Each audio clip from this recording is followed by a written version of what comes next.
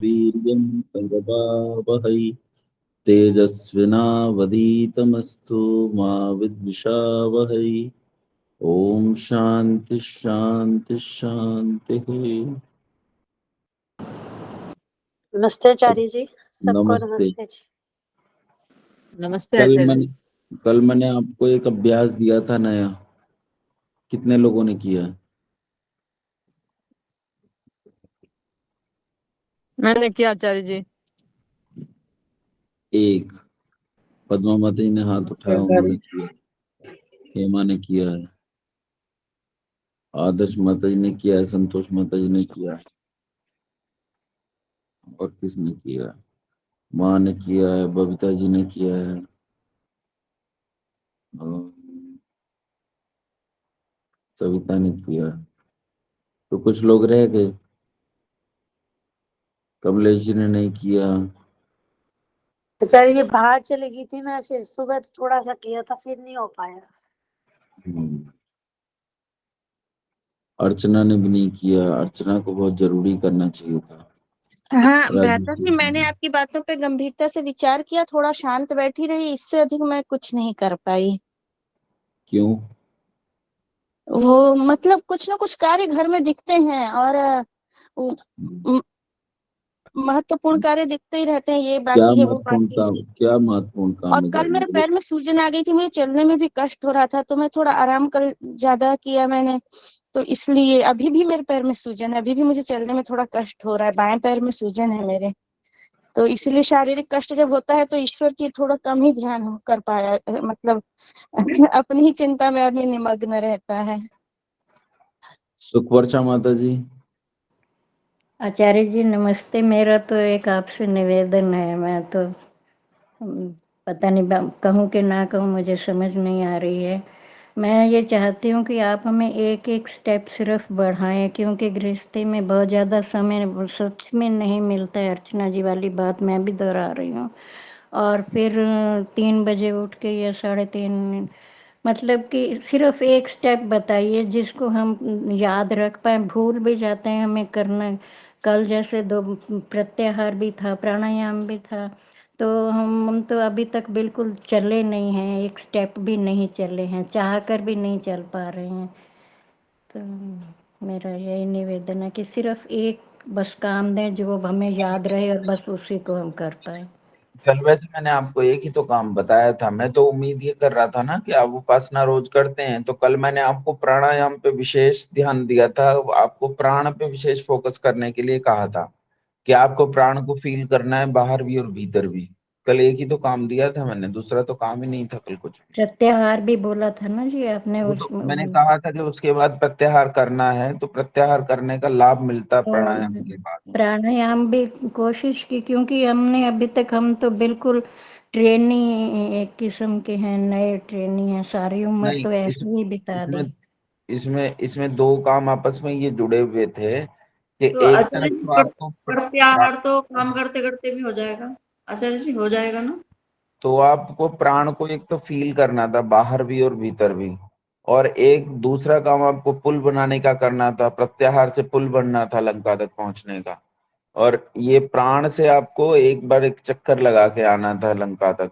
तो प्राण को फील करना था आपको कि कहाँ तक आप उसे फील कर पाते हैं। और दूसरा ये था कि प्रत्याहार में आपको थोड़ा चलिए फिर से करते हैं कोशिश। तो एक तो काम करती, चलो दो काम मैंने बताया, एक तो करती, एक भी नहीं किया। कोई बात नहीं, कल नहीं जी, करेंगे। किया है आचार्य जी, किया है, एक तो किया है, प्राणों को फील करने का प्रयास किया है, लेकिन पहली बार था ऐसा, तो पहले कभी मैंने कहीं से सुना नहीं, तो उतना अभी मुझे ज्यादा फील नहीं हो पाया। चलिए कोई बात नहीं, धीरे धीरे कोशिश कीजिए। सुदर्शन माता जी। ओम नमस्ते आचार्य जी। नमस्ते। किया था? जी मैंने तो नहीं किया, कल मेहमान आ गए थे तो हाँ, बस मैं नहीं कर पाई। हाँ, और होता भी नहीं है रियल में ही। कोई नहीं, गृहस्थ होता है। वैसे मेहमान सारा दिन नहीं रहे होंगे। हाँ, मेहमान दोपहर बाद गए थे, फिर तो किया आप स्कूल से। आचार्य जी कल तो मैंने भी नहीं किया, मैंने आज सुबह ही किया। हाँ, हाँ, कल आपके यहाँ भी मेहमान आए हुए थे, ठीक है। नहीं, मेरे यहाँ तो मेरा बेटा आया था। अच्छा, चलिए शुरू करते हैं। कल मैंने आपसे प्राण के संबंध में चर्चा की थी कि प्राण को आपको बाहर और भीतर प्राण को महसूस करना है। अब आपको एक काम और करना है। कल मैंने आपसे भोजन के संबंध में कहा था कि भोजन में आपको विशेष ध्यान रखना है। अब आज हम भोजन पे चर्चा करेंगे और भोजन पे चर्चा करेंगे। सामान्यतः भोजन के संबंध में ऐसा मुझे मानते हैं सब, आप में से कई लोग ऐसा मानते हैं कि इस बेचारे को भोजन के बारे में कोई जानकारी नहीं है, पर असल बात यह है मैं भोजन के बारे में अच्छे से जानता हूँ। क्या खाना चाहिए क्या नहीं खाना चाहिए उसकी मुझे ठीक ठीक जानकारी है और मैं वैसा खा भी लेता हूँ।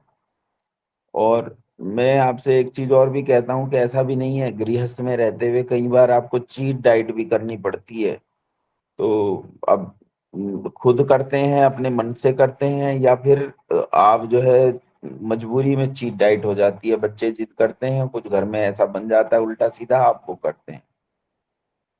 आपको इस प्राण को पकड़ने के लिए, ये प्राण पकड़ना बहुत जरूरी है। जब तक हनुमान आपका मित्र नहीं होगा ना, आप लंका नहीं जीत सकते। आपको लंका को जीतना है तो हनुमान को मित्र बनाना पड़ेगा। हनुमान को ऐसा मित्र बनाना पड़ेगा कि न केवल ये आपका मित्र हो बल्कि आपका अनन्य भक्त हो।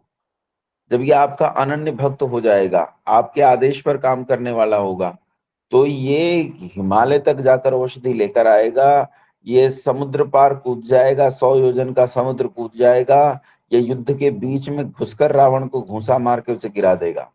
लेकिन इस हनुमान के साथ आपको मित्रता करनी पड़ेगी और इस हनुमान को अपना केवल मित्र नहीं, मित्र ऐसा मित्र बनाना पड़ेगा कि ये आपका अनन्य भक्त बन जाए। ये बहुत जरूरी चीज है। जब तक आप ये नहीं करेंगे तब तक आप वहां पहुंचेंगे ही नहीं। अशोक वाटिका तक पहुंचने के लिए जरूरी है कि हनुमान आपका मित्र हो, मित्र के साथ साथ अनन्य भक्त हो। अब इस प्राण को कब्जे में लाने के लिए क्या करना है, तो आपको वो भोजन करना है जिस भोजन से प्राण आपका नियंत्रित हो, आपके कब्जे में आए। और इसके लिए आपको थोड़ी सी शारीरिक रचना समझनी पड़ेगी। शारीरिक संरचना समझने के लिए आप एक चीज सोचिए कि आप सांस लेते हैं नाक से। नाक से सांस जब आप लेते हैं तो नाक आपकी होठों के पास से शुरू होती है और ऊपर आंखों के बीच तक जाती है। यहां से फिर ऊपर जो ये जो एयर पाइप है ये वहां जाकर नीचे की ओर घूमता है और नीचे की ओर घूम के गले से होते हुए ये नीचे थोड़ा सा गले से नीचे जाके और बस मानिए 2 इंच 2.5 इंच नीचे जाके गले से ये 2 हिस्सों में बट जाता है और 2 हिस्सों में बट के ये फेफड़ों में थैले जैसी रचना होती है उनके अंदर खुलता है। और ये जो थैले जैसी रचना होती है फेफड़े, इन फेफड़ों के अंदर छोटी छोटी कोठरियां होती हैं, उन कोठरियों में सांस इकट्ठा होता है। यहां से यहाँ क्या होता है, यहाँ थोड़ा समझने का प्रयास कीजिए। पूरे शरीर में जो रक्त घूम रहा है वही रक्त फेफड़ों में भी जाता है और वहां छोटी छोटी कैपिलरीज होती हैं, इस ब्लड की ब्लड वेसल्स होती हैं। वो ब्लड वेसल्स इस लिए गए प्राण में से ऑक्सीजन को खींच लेती हैं। ऑक्सीजन चली जाती है आपके प्राण इसके ब्लड के अंदर। खून इस ऑक्सीजन को लेके जाता है कोशिकाओं के पास और कोशिकाओं को इस खून इस ऑक्सीजन को वितरित करता है। इसके जब ये कोशिकाओं के अंदर ऑक्सीजन चली जाती है तो वहां इस ऑक्सीजन से ऊर्जा उत्पन्न की जाती है। उन कोशिकाओं के अंदर वहां ऊर्जा उत्पन्न की जाती है और जब वहां ऊर्जा उत्पन्न होती है उसी ऊर्जा से आपका दिन चलता है। ये आपका प्राण है। अब प्राण को ठीक चलने का मतलब है कि ब्लड भी ठीक होना चाहिए। अगर आपका ब्लड ठीक नहीं होगा तो उसका ट्रांसपोर्टेशन जो वो ठीक नहीं होगा, क्योंकि ऑक्सीजन जिस ब्लड में बैठ के जिस वाहन में बैठ कर जा रही है वो वाहन कुछ और नहीं, वो ब्लड है। तो आपका ब्लड गाढ़ा नहीं हो, उसका ट्रांसपोर्टेशन का तरीका ठीक हो, वो उसे लेकर ऑक्सीजन को वहन करके पूरे शरीर में दौड़ सके बढ़िया से, इस सब के लिए आपको खान पान पर नियंत्रण करना पड़ेगा। आपके फेफड़ों के ठीक नीचे एक पर्दा होता है जो पेट के और फेफड़ों को पेट और फेफड़ों वाले हिस्से को सेक्शन को अलग करता है। इसे डायाफ्राम बोलते हैं अंग्रेजी वाले लोग। और ये डायाफ्राम से नीचे खाने का सामान होता है सारा का सारा, फिर खाने वाला जुगाड़ शुरू हो जाता है नीचे की तरफ, जहाँ स्टमक है, ड्यूडिनम, जेजुनम, अग्नाशय है, लीवर है, पित्ताशय है, और नीचे जाके सबसे नीचे दो आते हैं, छोटी आते हैं और बड़ी आते हैं। तो अब आपको प्राण को ठीक चलाने के लिए सबसे पहला काम तो ये कि आपका पेट बिल्कुल साफ रहना चाहिए, यानी कब्ज आपको नहीं होना चाहिए, कब्ज की कोई समस्या आपको नहीं होनी चाहिए। कब्ज की समस्या आपको होगी तो आपको प्राणायाम करने में शिकायत रहेगी, समस्या रहेगी। इसलिए आपको भोजन ऐसा करना है, हल्का भोजन, जिससे आपका पेट साफ रहे। और इस भोजन में आपके फाइबर होना चाहिए। फाइबर मतलब आप सब्जी खाएंगे, फल खाएंगे, और इस सब्जी और फल से आपके शरीर में फाइबर पहुंचेगा। फाइबर क्या होता है, मैं आपको थोड़ा सा एक उदाहरण देकर बताता हूं। जैसे कुत्ता होता है, कुत्ता, तो कुत्ता अपना डॉक्टर खुद ही होता है। आप आश्चर्य करेंगे कुत्ते को शरीर विज्ञान के बारे में कितनी गहरी जानकारी होती है। कुत्ते को जब कब्ज हो जाता है और उसे लगता है कि तेरा पेट साफ नहीं है, तो कुत्ता क्या करता है, कुत्ता कपड़ा खा लेता है, या तो कपड़ा खा लेता है या तो घास खा लेता है। उसके शरीर की रचना इस प्रकार की है कि घास को वो पचा नहीं सकता है किसी भी सूरत में। घास ज्यों का त्यों ही उसके शौच में निकलेगा। तो या फिर वो कपड़ा खा लेता है, तो कपड़े को जब वो खा लेता, निगल लेता है, खाता मतलब चबाता नहीं है, कपड़े को निगल लेता है, तो कपड़ा उसके शरीर में जाकर उसकी पूरी आंतों में उस शौच को लपेट कर बाहर निकाल देता है। जब शौच होती है तो कपड़ा उसके अंदर से पूरी सफाई करके उसके पेट को साफ कर देता है। और ठीक इसी तरह घास भी यही काम करता है। घास भी ज्यों का त्यों निकलता है उसके शौच में, वो उसकी आंतों की पूरी सफाई कर देता है। यही काम हमारे लिए फाइबर करता है। जब हम खाते हैं तो फाइबर हमारे शौच के साथ लिपट जाता है और उस सारे को, आंतों को बिल्कुल खुरच खुरच के साफ करता है और बाहर निकाल देता है। इसलिए आपके खाने में कच्चे फल और कच्चे सब्जियां जरूर होनी चाहिए। कुछ भी कच्ची सब्जियां खाओ। अब एक समस्या होती है कि जैसे आप लौकी खाओगे, अब लौकी आपने कच्ची अगर खाई तो अब लौकी में बड़ी समस्या है, लौकी में पेस्टिसाइड बहुत होता है आजकल। ये एक बड़ी समस्या आ गई है कि कैसे कच्चे फल, कच्ची सब्जियां खाएं। तो अब इसका तरीका मैं आपको कुछ नहीं बता सकता, इसका तरीका तो आपको ही ढूंढना पड़ेगा कि कैसे आप कहाँ से अच्छे फल, अच्छी सब्जियां लाएं कि उनमें पेस्टिसाइड ना हो, है ना। या तो अपने ही घर में कुछ थोड़ी सी एक लौकी, तोरी का कोई बेल लगा लीजिए, छोटी सी जगह में बड़े से गमले में लग जाएगी और खूब लौकी तोरी पैदा हो सकती है, उसमें कोई विशेष बात नहीं है। जो ग्रामीण पृष्ठभूमि से हैं वो तो अच्छे से जानती हैं कि लौकी तोरी कैसे पैदा होनी होगी। तो ये कुछ भी करें आप, किसी फल वाले से बात करें, वो आपको ला कर देगा, या तो फिर फल ही लाएं और फल खाएं। फलों को भी बड़ी सावधानी से खाएं, फलों में भी आजकल पेस्टिसाइड बहुत होता है, लेकिन अपने भोजन में आप इसकी मात्रा बहुत ज्यादा बढ़ाएं। अच्छा, अब आपके शरीर की दो प्रकार की प्रकृति हो सकती है, एक तो अम्लीय प्रकृति, एक क्षारीय प्रकृति। अगर तो आपके शरीर की क्षारीय प्रकृति है तो कोई समस्या नहीं है, लेकिन यदि अम्लीय प्रकृति है तो उस अम्लीय प्रकृति को आपको सुधारने की जरूरत है। मान लो जैसे पित्त प्रकृति है आपकी, तो पित्त प्रकृति को आपको क्षारीय प्रवृत्ति करने की जरूरत है। ये सब प्राण को पकड़ने के तरीके हैं। पित्त प्रकृति को कैसे करते हैं कि जो भी अम्ल वाली चीजें होंगी उन्हें आप नहीं खाएंगे। समस्या यही होती है कि आज जो सब्जी और फल है उनमें पेस्टिसाइड बहुत है, और पेस्टिसाइड जो है वो अम्ल को बढ़ाने वाला होता है। हमारा जो जल होता है, जल भी आजकल एसिडिक नेचर का है, इसमें भी अम्लीयता बहुत ज्यादा है, उसके पीएच को कंट्रोल नहीं किया जाता है। और ये हम पीते हैं ना आरओ का पानी, इस आरओ में जब टीडीएस बहुत डाउन हो जाते हैं, वो टीडीएस आपका 70-80 करके जाता है, लेकिन उसका टीडीएस धीरे धीरे घटते घटते 10-12 हो जाता है, और ज्यादातर आप 10-12 टीडीएस वाला ही पानी पीते हैं। और जब आप ये 10-12 वाला टीडीएस वाला पानी पीते हैं तो आप समझो आप अम्लीय प्रकृति का पानी पी रहे हैं, अब समझो आप तेजाब पी रहे हैं। तो ये सब चीजें विशेष ध्यान रखनी चाहिए। अब आप आरओ का पीते अच्छा तो वो क्या, घड़े का पानी रखो, लेकिन समस्या तो ये है कि पृथ्वी का जल भी दूषित हो गया है, नीचे से जो जल निकलता है वो भी दूषित है। अगर आरओ का नहीं पियोगे तो फिर वो प्रदूषण जाएगा अंदर।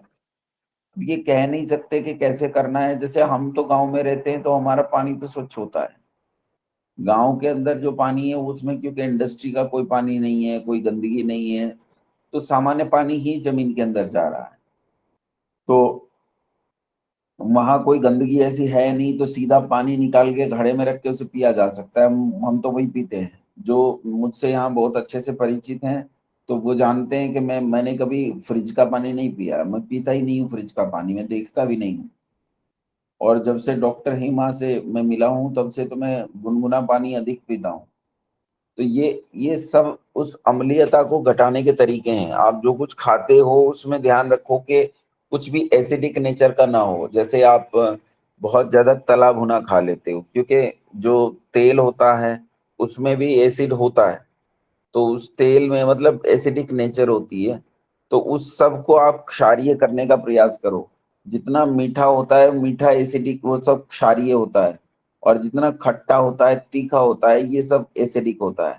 तो उससे बचने का प्रयास करें और अपने शरीर की प्रकृति को अम्लीय प्रकृति के बजाय क्षारीय प्रकृति करने का प्रयास करें। आज इतना ही मैं बता रहा हूं कि खाने पीने पे आपको नियंत्रण करना है ताकि प्राण आपके पकड़ में आए। खाने पानी पे नियंत्रण करने के अलावा आप जब प्राण पे बैठते हैं, आज फिर मैं अभ्यास को बदलता हूं आपके लिए, जैसे सुखवर्षा माता जी ने कहा, तो उनके दृष्टिकोण से भी और आपको भी फोकस करने के दृष्टिकोण से आज यही अभ्यास करना है। आज जब आप बैठेंगे, आप सीधे बैठें, कमर गर्दन सिर सीधी करके। अगर घुटने काम नहीं करते हैं तो आप कुर्सी पे बैठ जाएं, और अगर घुटने काम करते हैं तो आप आलती पालती मारकर बैठ जाएं। सुखासन में, पद्मासन में या अर्ध पद्मासन में आप उसमें बैठ जाए। कमर गर्दन सिर बिल्कुल सीधे एक लाइन में होने चाहिए, ठीक है। नहीं हो तो क्या करते हैं कि आप पद्मासन में बैठ गए हैं, दोनों हाथों को धीरे धीरे ऊपर उठाइए, ऊपर उठा के उंगलियों को आपस में फंसाइए और हथेलियों को आसमान की ओर करके अपने शरीर को ऊपर खींचिए, जोर से खींचिए बैठे बैठे। तो इससे क्या होगा, आपकी कमर गर्दन सिर बिल्कुल सीधे हो जाएंगे। उसके बाद आप बैठ जाइए आंख बंद करके, और आज फिर से आपको प्राण को अनुभव करने का प्रयास करना है। आपको उसी तरह प्राण को लेना है।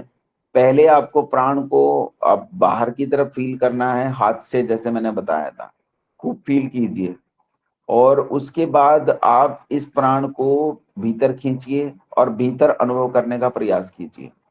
आज एक काम बताता हूं आपको, आज आप ये काम करो। सुबह जब उपासना करोगे, कल करोगे या शाम को करोगे, तब तक के लिए आप एक काम करो, आज एक अभ्यास करो। अगर जीभ पर नियंत्रण कर सकते हो तो आज आपको ये करना है, आपको भोजन नहीं करना है। और आप एक काम करो, दूध लो अच्छे से, ये बादाम होते हैं, बादाम को भिगो दो, घंटे 2 घंटे में बादाम फूल जाता है, उसके ऊपर का छिलका निकाल दो। थोड़े से जो अंदर से बादाम निकलते हैं सफेद सफेद, उन बादाम को एक उसमें डाल के, ओखली में डाल के कूट लो।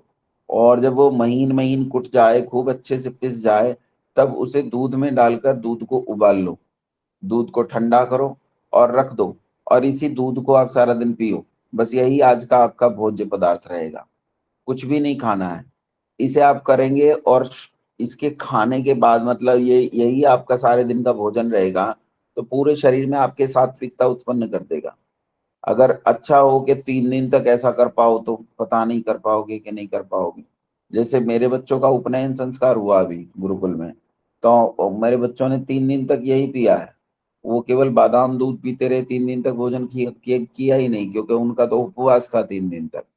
तो आप भी अगर इसे 3 दिन तक करेंगे तो ये आपके शरीर के अंदर की तामसिकता और राजसिकता को बिल्कुल 0 लेवल पर ला देगा और सात्विकता को उठा देगा। आपको कुछ भी और नहीं खाना, क्योंकि इसमें नमक नहीं है, चरपरा नहीं है, तला नहीं है, कुछ भी गड़बड़ नहीं है इसमें। दूध, और दूध को बादाम में आपने मिला लिया है, अच्छे से कूट लिया है, और भीगे हुए बादाम थे वो सब कूट लिए हैं। और ये आप सुबह से शाम तक यही जितना चाय पीजिए, मतलब आप 1 गिलास सुबह पीजिए, 2 गिलास दोपहर में पीजिए, 2 गिलास शाम को पीजिए, पीजिए इसे। और पीने के बाद, अब उसके बाद जब आप ये प्राण पे काम करेंगे, तो आपकी ये सात्विकता जो शरीर में उत्पन्न हुई है, वो आपको इस प्राण को फील करने में मदद करेगी। तो किसी भी तरह इस प्राण से मित्रता कीजिए, जब तक आप प्राण से मित्रता नहीं करेंगे तब तक अचोक वाटिका का पता नहीं चलेगा। प्राण से मित्रता हुई, आप अचोक वाटिका का पता लगा पाओगे। आपको साफ साफ सीता बैठा हुआ दिखाई देगा, आपकी उससे बात होगी, वो आपसे आपका परिचय पूछेगा, आप उसे बताओगे तो आप उससे खूब अच्छे से चर्चा कर पाओगे। आत्म साक्षात्कार जिसे कहते हैं वो आप कर पाओगे। लेकिन उसके लिए जरूरी है अशोक वाटिका तक जाना, और अशोक वाटिका तक आपका मित्र ही आपको लेकर जाएगा, और वो मित्र प्राण है। तो आज आपको ये काम करना है कि आपका जो शरीर है वो शरीर एकदम हल्का रहे। फेफड़े, उसके नीचे डायाफ्राम और उसके नीचे पेट, ये बिल्कुल खाली रहे। पेट बिल्कुल हल्का और मुलायम रहे, सख्त ना हो। ऊपर से छूने पर आपको पता चलना चाहिए भाई पेट एकदम बिल्कुल जैसे मलाई हो गया है, ऊपर से सख्त नहीं है, कड़ा नहीं है, कठोर नहीं है। जब ऐसी स्थिति में बैठकर आप प्राण को फील करेंगे तो ये प्राण फील होगा। आज मैं आपको कुछ भी नहीं बताऊंगा, क्योंकि पहले आप मुझे प्राण का ये अभ्यास अच्छे से करके बताएंगे, तब मैं आपको आगे लेके जाऊंगा। मुझे आपको इस बार ये जो 9वां समुल्लास है ये प्रैक्टिकली करवाना है। जब तक आप करेंगे नहीं मैं भी आगे नहीं जाऊंगा। तो आज मैं इतना ही बताऊंगा, इससे ज्यादा नहीं बताऊंगा। हाँ, आपने हाथ खड़े किए हैं, पूछ लो।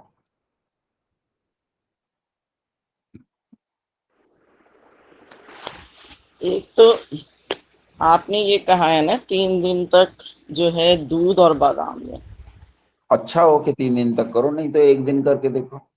नहीं तो उसका एक एक प्रॉब्लम है। एक तो ज्यादातर जो हम लोग इस एरिया में रहते हैं यहाँ दूध तो सही मिलता नहीं है, वो थैलियों वाला दूध है।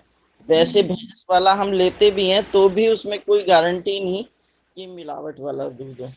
और दूसरा, एकदम 3 दिन तक रहने में, क्योंकि माताओं को, बहनों को, सबको घर के काम करने पड़ते हैं। अब ये तो नहीं छूट सकते।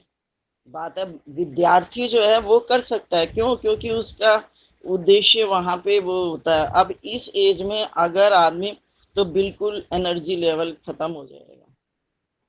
ये मेरा एक प्रैक्टिकली पॉइंट ऑफ व्यू है। इसीलिए मैंने 1 दिन आपसे कहा कि 1 दिन करो। देखो ये कहाँ तक हम लोग बहाने बनाएंगे। मेरे खूब अच्छी तरह याद है कि पहले जो स्त्रियां होती थी ना, आज भी होती हैं, ऐसा नहीं कि आज नहीं करती। पहले उपवास बहुत किया जाता था, वो भूखी रहती थी। आज शुक्रवार का व्रत है, आज सोमवार का व्रत है, आज फला का व्रत है, आज ढिमका का व्रत है। सूरज कष्टी, चंद्र कष्टी नाम के व्रत होते थे, जिनमें केवल एक समय ये अंगूठे के ऊपर चौड़ा सा गड्ढा बनता है जिसमें 2 ml 3 ml पानी आएगा। वो पानी केवल पीती थी, सारे दिन भूखी रहती, यहाँ तक कि प्यासी रहती थी। वो कर लेती थी आराम से, और घर का सारा काम भी करती थी। तो मैं आपसे 3 दिन के लिए तो नहीं कह रहा हूँ, 3 दिन तो मैंने कहा कि अच्छा हो कि आप 3 दिन कर पाओ। तो मैंने आपसे कहा है कि 1 दिन करने का प्रयास करो। बाकी आप बहाने ढूंढना चाहोगी तो बहाने बहुत सारे मिलेंगे, और अब प्रयास करना चाहो तो प्रयास के साधन भी बहुत मिलेंगे। और मुझे तो दूध पसंद ही नहीं है बिल्कुल, फिर क्या करूं? आचार्य जी, जूस पियो ये जो जी, जूस, फ्रूट खाओ। फल फ्रूट खा सकते हैं जी? हाँ, खा सकते हैं। अगर आचार्य दूध जी, में कोई समस्या है, जैसे कुछ लोगों के पेट को सूट नहीं करता है दूध, तो मत पियो दूध, फल खाओ उस दिन। लेकिन मैं सच कह रहा हूँ, जो इस बादाम दूध से दूध सात्विकता में उत्पन्न चीनी होगी, डालनी, चीनी दूध में। जो सात्विकता इस बादाम दूध से उत्पन्न होगी, बशर्ते दूध गाय भैंस का हो, जो इससे सात्विकता उत्पन्न होगी, वो सात्विकता फलों से भी उत्पन्न नहीं होगी, क्योंकि फलों में इस समय पेस्टिसाइड बहुत ज्यादा है। केला नहीं खा सकते आचार्य जी? केला खा सकते हैं, खा सकते हैं, खा सकते हैं। और मेरे पेन हो जाता है, मेरे जैसे खाली रहती हूँ ना सारा दिन से। जिन्हें शुगर है वो ना करें इस अभ्यास को। शुगर वाले अच्छा, लोग, उन्हें बहुत एक ज्यादा बात और कि ऊर्जा की जरूरत दलिया है। खा सकते हैं? दलिया खा सकते हैं, दलिया खा सकते हैं। और एक प्रश्न ये है कि जैसे सांस का है, मैंने अभ्यास किया, उसमें जब सांस लेती हूँ ना, पहले से ही वैसे ही मुझे प्रॉब्लम है। तो मेरा है ना यहाँ नाक पे जाके वहां पे, मतलब उससे आगे नहीं वो हो पाता कि कंठ में बहुत मेरी है ना नाक बंद हो जाया करती थी पहले। नहीं, इतनी जल्दी थोड़ा हो जाएगा मैम, कि आज आपने सांस को फील किया, आपको भीतर तक सांस फील हो गया है, और कल आपका प्रत्याहार बहुत गहरा चला गया, और परसों जो है ध्यान और तरसों जो है मोक्ष हो गया, ऐसा नहीं होता है। बहुत लंबा समय लगेगा, इस सांस को फील करने में भी आपको टाइम लगेगा, सालों लगेंगे, सालों। इसमें भी अभ्यास करना पड़ेगा। नहीं, ये प्राणायाम तो पहले से ही करती हूँ वैसे, ये वहां भी तो करती थी ना क्लास में जब जाती थी। आप तो प्राणायाम जब करते हैं तो प्राणायाम बस हम औपचारिकता मात्र करते हैं। प्राणायाम को मैं और बढ़ा रहा हूँ अभी। मैं आज आपको प्रश्नोपनिषद के 1-2 अभ्यास बताता, लेकिन आपने ये किया नहीं ढंग से, इसलिए मैंने आज यहीं रोक दिया। आप कल इसे फिर से करोगे और तब मुझे बताओ। आचार्य जी, जैसे मैंने बेटा। प्राणायाम किया तो मैं बाहर का तो दूर तक फील करने लग गई, अंदर का हाँ, ज्यादा पता नहीं चलता। और कोशिश करो अभी। हाँ जी। आज का एक दिन और अभ्यास का, फिर मैं कल ही बताऊंगा। कल ही प्राण के अगले अगले रहस्य और बताऊंगा। अभी आज आपको इतना ही करना है, ठीक है? तो मैं आज कक्षा नहीं लेता हूँ। आज आपको यही करना है, अपने खान पान पर नियंत्रण करना है। कैसे करो? जिन्हें, जैसे माँ को शुगर है तो वो ध्यान रखें कि उन्हें चपाती जरूर लेनी है, एक आध, है ना? बिना उसके उन्हें ऊर्जा नहीं मिलेगी। अन्न के बिना कार्ब्स नहीं मिलेंगे तो अन्न के बिना ऊर्जा नहीं मिलेगी। कार्ब्स लेना बहुत जरूरी है शुगर वाले के लिए। तो जिन्हें किसी और को भी शुगर हो, वो इस बात का ध्यान रखें। या शरीर बहुत बूढ़ा है तो उस स्थिति में ऊर्जा की जरूरत होती है, तो उसमें भी ऊर्जा जरूर लें। कुछ न कुछ कार्ब्स या खाने में ऐसा जरूर लें। लेकिन अब आपको देखना है, देखो मैंने जरूरत से ज्यादा इसीलिए खींच दिया था। जो केवल दूध तक लेकर आया था वो इसीलिए लेकर आया था कि आप थोड़ा सा तो भोजन से हटोगे तो फिर दलिया वलिया फल वल उनकी चर्चा आई ना। तो अब आप समझ गए हो कि आपको किस तरफ जाना है। आपको भोजन से, भारी भोजन से उस हल्के भोजन की तरफ जाना है, जो हल्का भोजन आपके पेट को ठीक रखेगा और आपको प्राणायाम करने में सुविधा हो। ठीक है? धन्यवाद आचार्य। आज इतना ही बस। मंत्र पाठ कर लेता हूँ। ओम सहना भवतु सहनौ भुनक्तु सह वीर्यं कर्वावहै तेजस्विनावधीतमस्तु मा विद्विषावहै। ओम शांति शांति शांति। नमस्ते। नमस्ते आचार्य जी, सबको